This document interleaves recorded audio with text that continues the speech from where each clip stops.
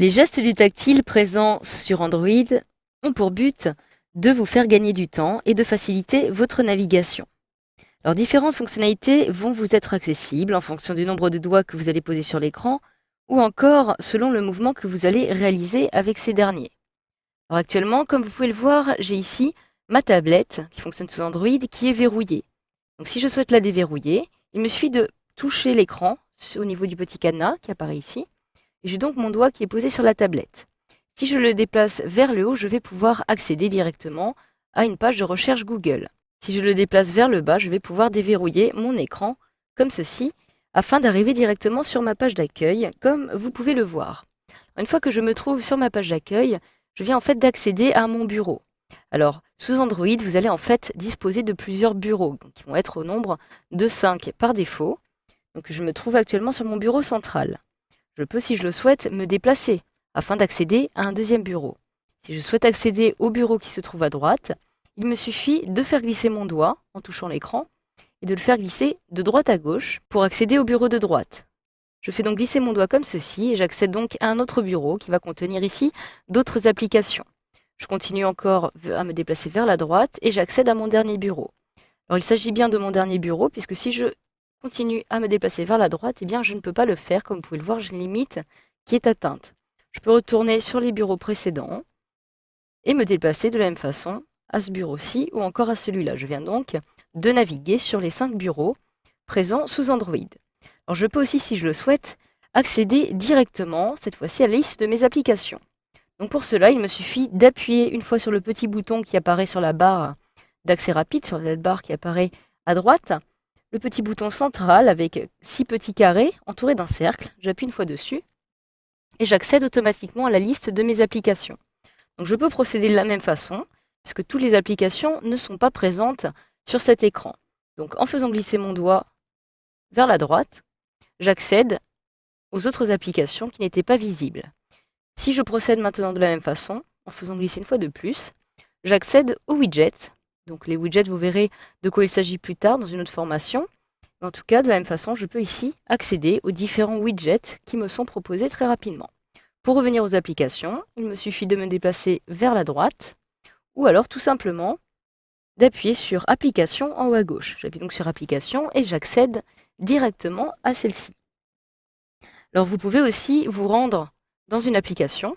Donc, si je souhaite par exemple accéder à l'application Chrome, il me suffit d'appuyer sur cette dernière. Donc dès que vous appuyez sur une application, c'est comme si vous allez cliquer sur celle-ci, comme vous le feriez avec un PC, pour accéder à son contenu. Donc j'accède ainsi directement sur mon navigateur Chrome et je retrouve ici la page de l'équipe.fr qui est actuellement ouverte. Alors lorsque vous trouvez sur une page internet, vous pouvez vous déplacer de la même façon en faisant glisser votre doigt.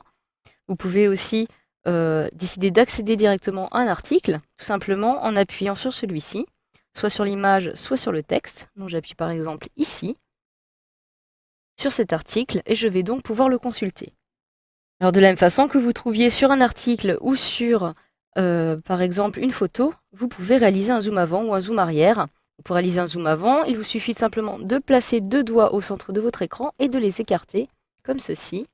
Lorsque vous relâchez, vous allez en fait réaliser un zoom avant, comme vous pouvez le voir. Je peux me déplacer par la suite. Je peux réaliser un zoom arrière, cette fois-ci, en écartant mes doigts et en les rapprochant au centre de mon écran. Et je peux ainsi réaliser un zoom arrière. Donc vous pouvez procéder de la même façon pour les photos. Si je me déplace sur du texte, je peux décider par exemple de vouloir sélectionner une partie de ce texte.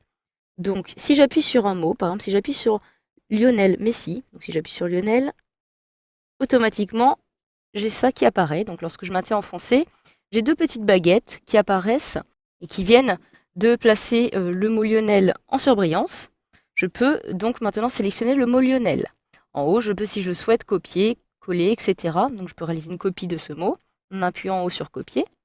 Et le mot Lionel a donc été copié. Si je procède maintenant de la même façon et que je souhaite sélectionner toute la phrase, eh bien à l'aide de ces petites baguettes, je vais pouvoir sélectionner le texte de mon choix. J'appuie donc sur la première baguette et je me déplace vers le haut ou vers la droite comme ceci pour sélectionner justement le début du texte que je souhaite sélectionner. Maintenant, je vais sur la deuxième baguette et je peux sélectionner par exemple cette première phrase. Voilà, je peux donc maintenant la copier.